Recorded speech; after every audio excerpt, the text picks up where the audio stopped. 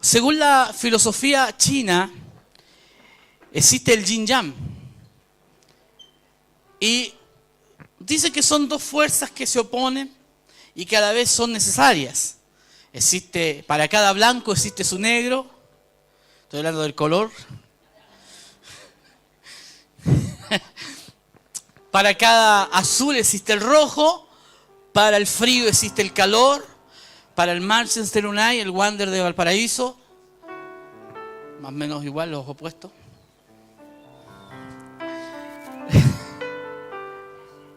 ¿Usted por qué cree que los hermanos tienen poleras verdes? Son del Wander. Para cada enemigo existe un amigo. Para cada día existe la noche. Y para la fe, ¿qué existe? ¿Cuál es el enemigo de la fe? ¿Cuál es el antítesis de la fe? Hoy quiero hablar justamente. ¿Quién dijo miedo? Muy bien. Muy bien. El mensaje de hoy día se llama no tengas miedo. Porque la fe es todo lo contrario al miedo. Y todo el miedo es contrario a la fe. ¿Es necesario el miedo? Claro que sí. Es un estímulo, es una razón por la que los seres humanos nos damos cuenta. No metemos la mano al fuego, no metemos la cabeza dentro del horno, ¿cierto? Cuando está prendido. ¿Cierto? Nos sirve el miedo para defendernos de ciertas cosas. Pero cuando el miedo se opone a la fe, muchas personas no salen adelante. La razón de por qué estamos en este lugar no es porque tenemos fe. Usted dirá, pero bueno, es porque tenemos fe, por eso venimos a la iglesia. Sí, pero en realidad hay mucha gente que piensa que tiene fe porque cree en Dios. Y yo he enseñado 1000 veces que creer en Dios no significa tener fe. Tener fe significa creer a lo que Dios dice. Porque si yo creo en Dios y vivo una vida amargada, en depresión, con pobrezas, solo creo en Dios, pero hasta un ateo puede creer en Dios. Y usted me dirá, ¿cómo un ateo va a creer en Dios? Claro, muchos ateos critican a Dios. ¿Cómo lo van a criticar si no lo creen? Creen, pero no quieren reconocer, porque algo pasó en su vida, alguna situación, alguien, un ser humano le falló. Quizás un líder, un pastor. Yo no estoy para defender los pastores, esto no es SOS defensa de pastores, porque cada uno tendrá que responder delante de Dios por lo que cometió. Y si te fallaron a ti, si alguien te hirió, si un tipo que predicaba la Biblia usaba un micrófono y se paraba adelante a hablar de Dios y luego te hirió profundamente y detuvo tu camino, no fue Dios quien te falló. Yo no fui quien te falló tampoco. Yo respondo por lo que yo hago. Pero mucha gente se va de la iglesia con ese pensamiento diciendo, no, es que yo no creo en los pastores. Pero normalmente mandas a tus hijos al colegio sabiendo que también hay tíos de furgones que violan a los niños. Ahí no tienes problema. Mandas al colegio sabiendo que hay profesores que abusan y maltratan a los niños. Pero los tienes que mandar. Sales a trabajar sabiendo que hay jefes que son abusivos.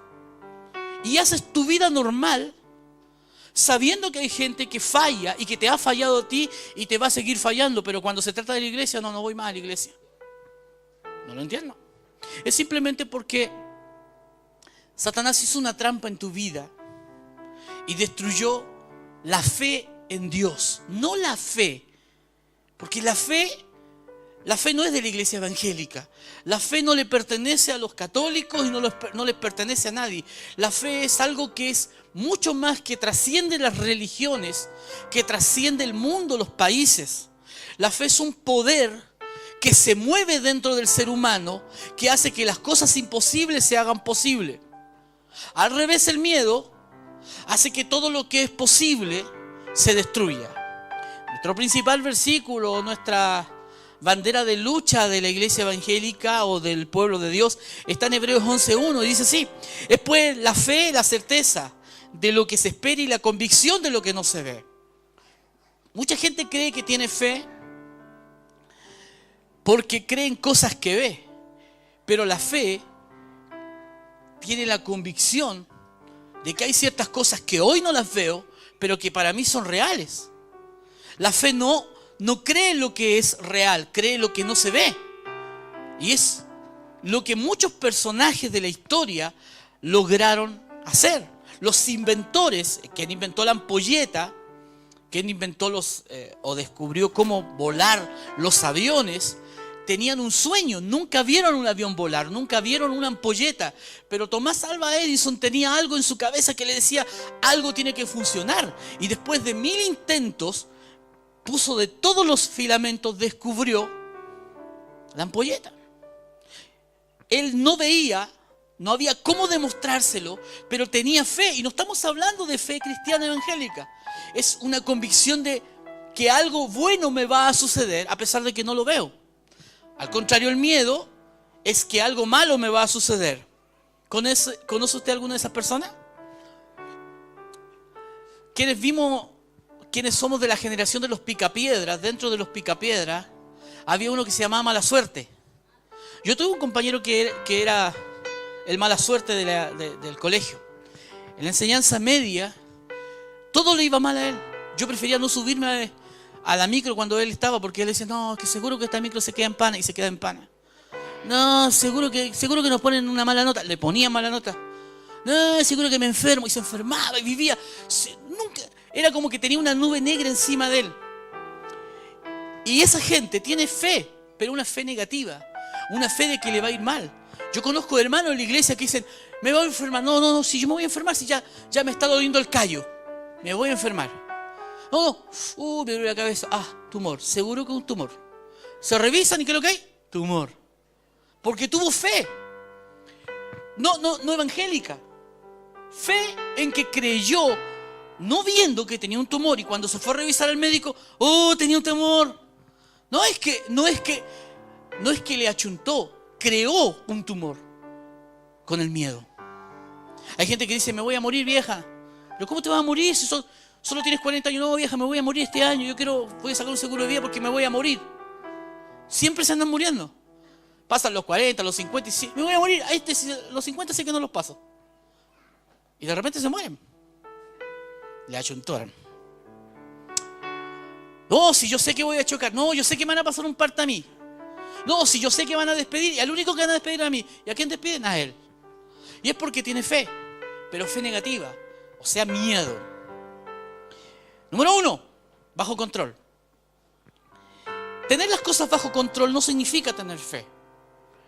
Cuando las personas dicen, voy a comprarme un auto, tengo fe que me voy a comprar un auto. ¿Por qué? Porque gano un buen sueldo, me alcanza para pagar la cuota. Eso no es fe, eso es tener las cosas bajo control. Si a mí me alcanza para pagar la cuota del auto, yo no estoy ocupando fe, estoy ocupando mis recursos, estoy sacando las cuentas. Si la matemática a mí me dice que yo no voy a morirme de hambre si pago una cuota del auto. ¿Cuántos tienen fe para comerse un completo hoy día? No, pastor. Bueno, por ahí habrá un joven que dirá, yo sí tengo fe, pastor. Normalmente los jóvenes andan sin ni uno, ¿no? Eso sí que tienen que tener fe.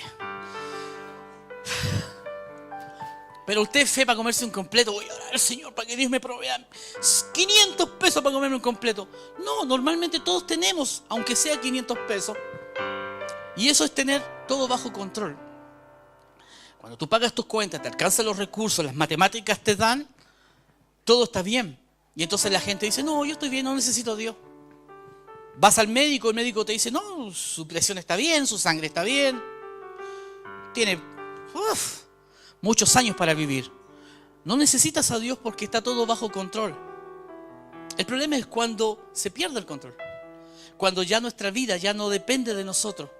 Hay mucha gente que dice, ok, ¿sabes qué? Tienes una metástasis, pero la persona dice, sí, pero voy al médico, pago una buena clínica, tengo los recursos para pagarlo y seguramente con quimioterapia, aunque pierda el pelo, voy a salir de esta, tengo bajo control.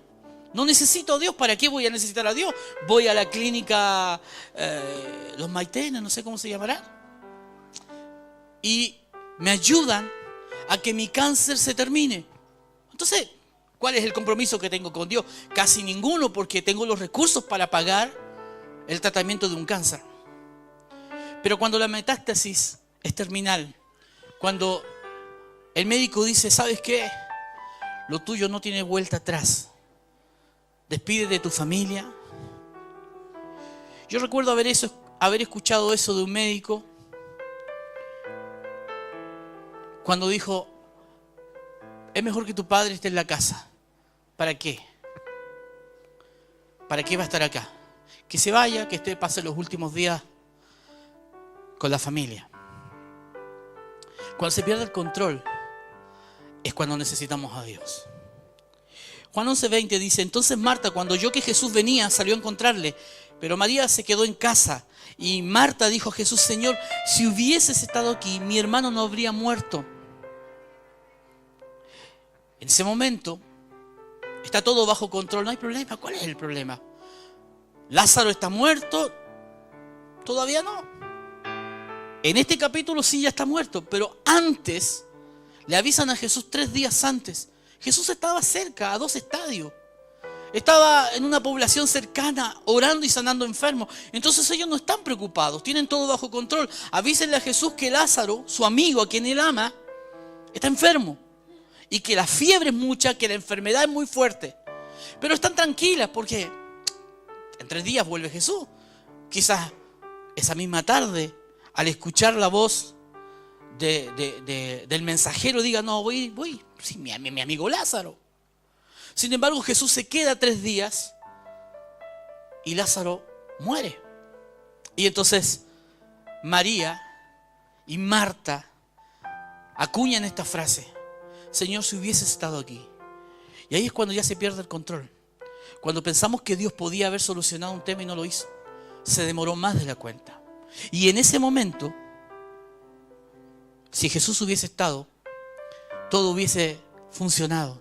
Pero hay momentos en el que tú tienes que entender que no es que Dios no esté, es que Dios tiene un plan divino.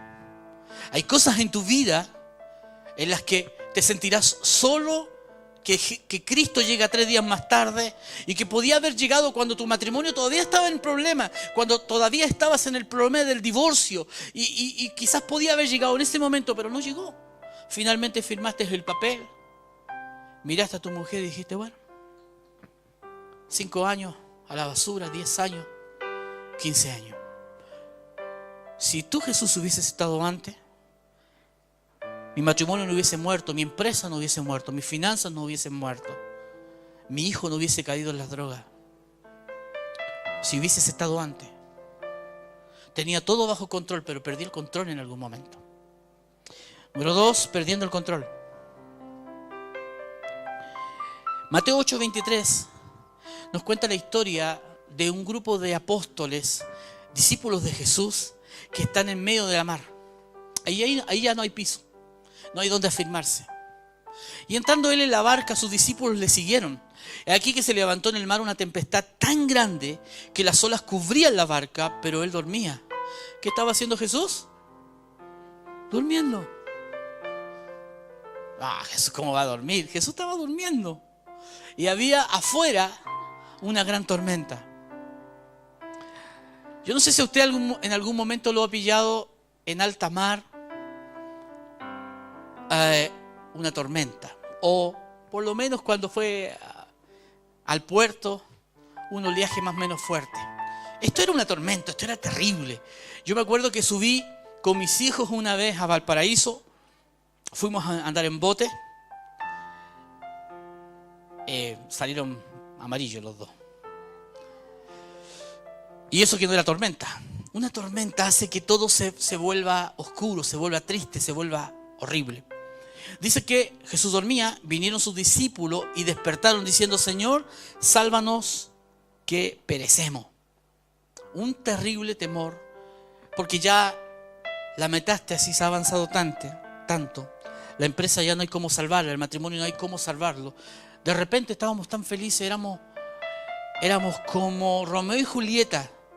Pero algo pasó en nuestro matrimonio que se levantó una tormenta, no sé por qué. Si nosotros íbamos bien, íbamos incluso a la iglesia, estábamos con Jesús en la barca. No sé qué nos pasó, si nos congregábamos en un ministerio, pero de repente nuestro amor comenzó a formarse una tormenta. Hubo gente que dejamos entrar a nuestra familia, que con sus cagüines destruyó nuestro matrimonio. Y Jesús no hizo nada, al contrario, estaba durmiendo. Y estoy perdiendo el control. ¿Por qué duerme? ¿Por qué Dios no se mueve cuando debería moverse? Les voy a contar algo. En 1987, la tierra todavía estaba fría. Yo era un niño que me apasionaban los ovnis. Leía mucho sobre JJ Benítez. De hecho, sabía hasta cómo llamar a los ovnis. Solín Salará, Solín Salará. Me acuerdo de esas palabras.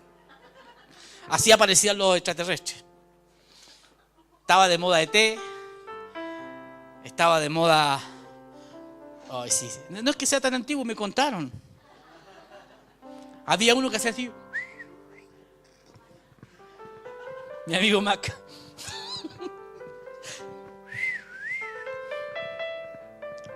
Así que era algo de moda. Y hubo un reportaje de Informe Especial, más o menos en septiembre de 1987, justamente sobre una secta que hablaba de los ovnis. Y a mí se me ocurrió verlo. Y uno de los personajes principales dijo que el 23 de diciembre de 1987 se terminaba el mundo. Tenía poca edad, era jovencito. Y le contaba hace unos días atrás a mi hijo, fueron los 3 peores años de mi vida, o los 3 meses más fomes de mi vida, donde todos los días tenía miedo. Tenía miedo porque alguien había puesto una semilla en mi corazón diciendo que el 23 de diciembre de 1987 se terminaba. Pero eso ha pasado en todo el mundo. Mucha gente tuvo miedo al 2000, ¿se acuerda? Al 1000 llegaremos, pero al 2000 no llegaremos, dice el Señor. Eso nunca estuvo en la Biblia. Pero la gente dice el Señor. Después, 2012, ¿no? Los mayas. Hubo hasta una película, el 2012 se destruía el mundo. Y seguimos, 2018, 2019. Cuando el miedo se mete en el corazón de las personas, aterroriza, paraliza y hace cosas que hace que una persona deje de seguir viviendo la vida. Solo esté pensando en los últimos días de su vida. Cristo nunca llega tarde. Aunque Cristo esté durmiendo, está preocupado de tu asunto, quédate tranquilo. Número 3, el miedo paraliza. Mateo 25 dice así: por lo cual tuve miedo y fui y escondí tu talento en la tierra. Aquí tienes lo que es tuyo. Respondiendo su señor le dijo: siervo malo, negligente. ¿Sabías que ciego donde no sembré y que recojo donde no esparcí? Hay gente que por el miedo dejó de emprender un negocio. Por el miedo no se casó. Ayer hablábamos sobre algunas mujeres, porque antiguamente cuando a la mujer se le moría el marido, se quedaban viudas para toda la vida, ¿o no? Viudas de perpetuidad. Hoy día no. Ha cambiado la cosa.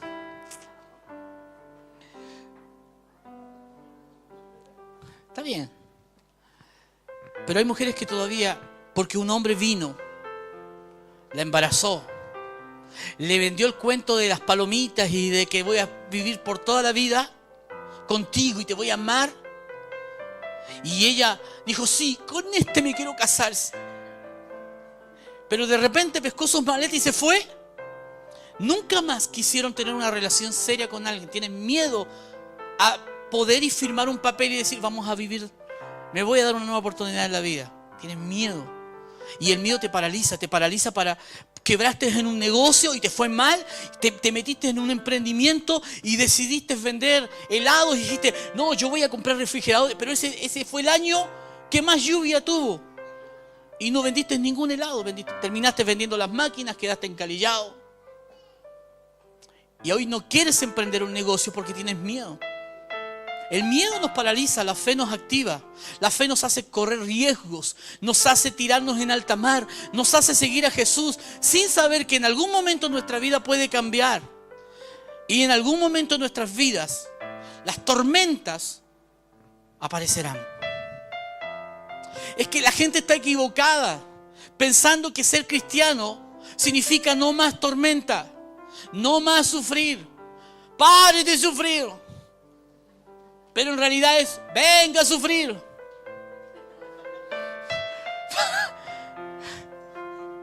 No suena muy bonito. Venga a nuestra iglesia, venga a sufrir. No suena muy lindo como eslogan. Pero es la verdad. El Evangelio no nos quita las rocas en el camino, nos enseña a traspasarlas. El Evangelio no termina con los hoyos, nos enseña a despertar y no caer de nuevo en las mismas trampas. Cristo y su palabra nos enseña que lo que nos dolió ya no nos va a doler de nuevo porque aprendimos la lección. Que los errores que cometimos, que las tormentas que se levantaron tenían un propósito en nuestras vidas. Aprendemos a vencer el miedo con la fe. El miedo te paraliza, el miedo no te deja ni siquiera empezar tu empresa, empezar con un nuevo matrimonio, empezar con una nueva vida, volver a tener un hijo, volver a soñar. Te encerraste en tu casa, te pusiste blanca, te pintaste cana y hoy no eres esa mujer de la hermosura, de la preciosa hermosura.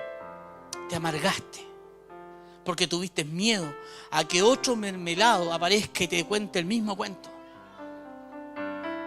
Píntate, pónete bonita, sale al mercado.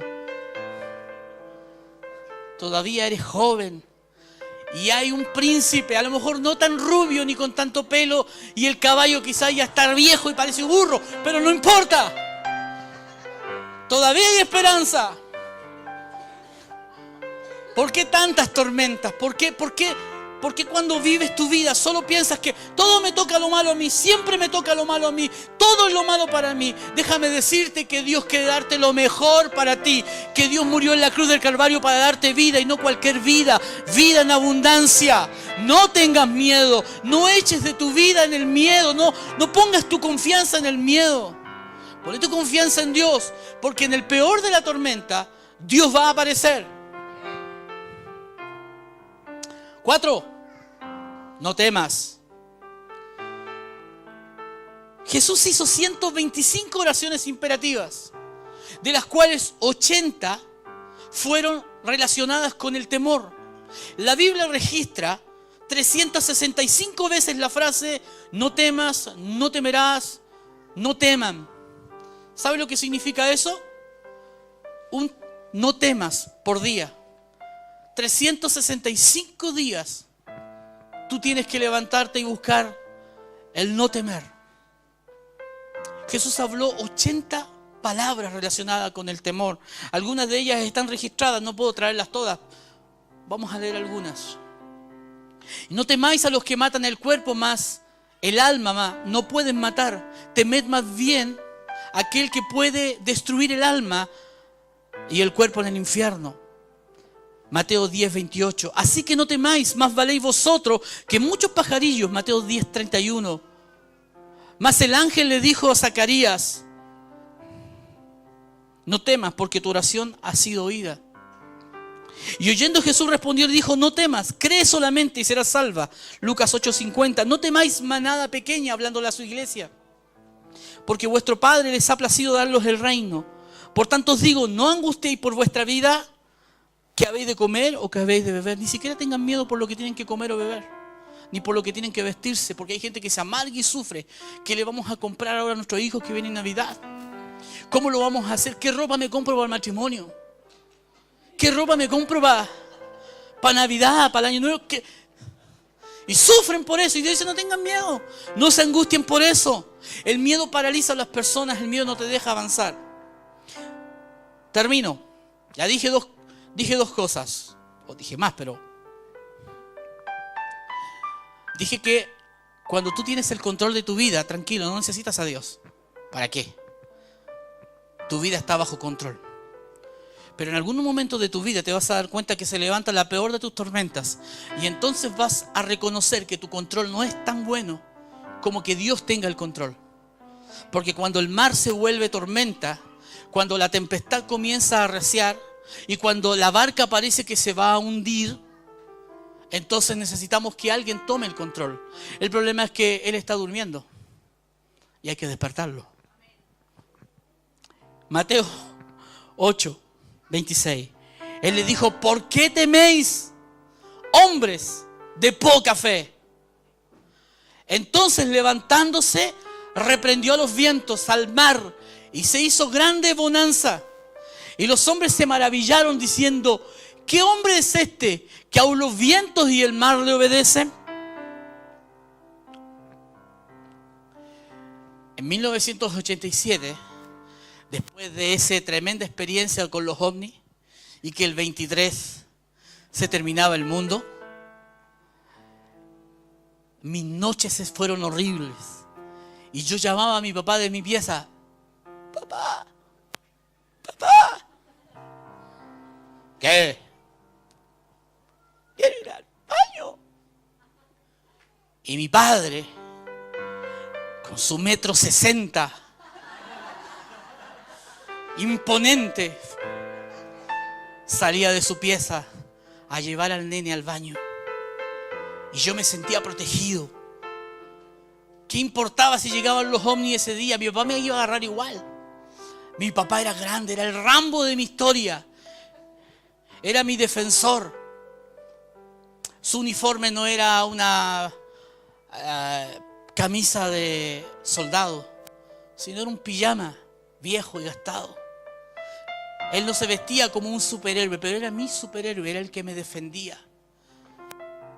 Luego me dejaba en mi pieza y ahí estaba horas con los ojos abiertos mirando, hasta que de nuevo: papá, leche. Quería leche. Sí, porque tomaba leche. Y ahí venía de nuevo el gigante, 1,60 m, con su pijama gastado. Me tomaba la mano y me llevaba de nuevo. Y yo decía: wow, ¿quién es este hombre que no le tiene miedo a los ovnis? Que sabe que el 23 se va a terminar el mundo y aún así no tiene miedo a nada. Camina por la oscuridad. Así estaban los apóstoles. De repente vino una tormenta. Y quiero hablarte de esto hoy día a ti. Yo no sé qué tormenta se ha levantado en tu vida. No sé cuán duro se ha transformado tu vida en algún momento. Y has dejado de hacer tantas cosas. Paraste de hacer el negocio que tenía. Dejaste de estudiar. Dejaste de luchar por tu matrimonio. Bajaste los brazos porque la tormenta es tan fuerte que te da miedo. Y porque pareciera que te vas a hundir. Pero en medio de la tormenta, cuando tú clamas a Dios, cuando tú reconoces que tu control no sirve, cuando tú reconoces que tu piso no sirve, y reconoces que Jesús es el camino, la verdad y la vida, tú clamas a Jesús. Y Él aparece, gigante, grande.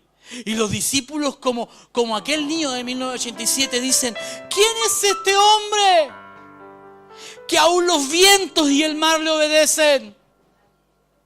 ¿Quién es este Jesús que no importa cómo sea la finanza, si sube o baja el dólar, si las empresas quiebran o no? ¿Quién es este hombre que ha logrado que mi empresa siga adelante, que paren las tormentas? ¿Quién es este hombre que a mi matrimonio, que aunque está muriendo, que aunque se está hundiendo en medio del mar, es capaz de decirle: se termina ahora, vuelve el amor, se va el desamor y esto se termina ahora en el nombre de Jesucristo? Hay alguien aquí al cual yo tengo que decirle: vamos, confía en Dios, llama a Jesucristo, llama, clámale, dile: Señor, te necesito en la peor noche de mi vida, en la peor tormenta de mi vida, y necesito que vengas ahora, me estoy hundiendo hasta el cuello, te necesito a ti, Dios mío. Y entonces Él va a venir como poderoso gigante y va a decir: divorcio termina, enfermedad termina, cáncer te secas ahora, no me importa que sea, el Dios poderoso está aquí presente. ¿Cuál es tu tormenta? ¿Cuál es tu problema tan grande? ¿Acaso Dios no es más grande que los problemas? ¿Acaso el Dios que hizo los cielos y la tierra no puede cambiar toda tu vida de un día? Dios es grande, Dios es poderoso. El miedo te paralizó. Aunque andes por el valle de sombra y de muerte, no temeré mal alguno. Hay días malos para los cristianos también. Los evangélicos no quieren vivir días malos. Ellos quieren parar de sufrir. Y no hay parar de sufrir. Venga a sufrir.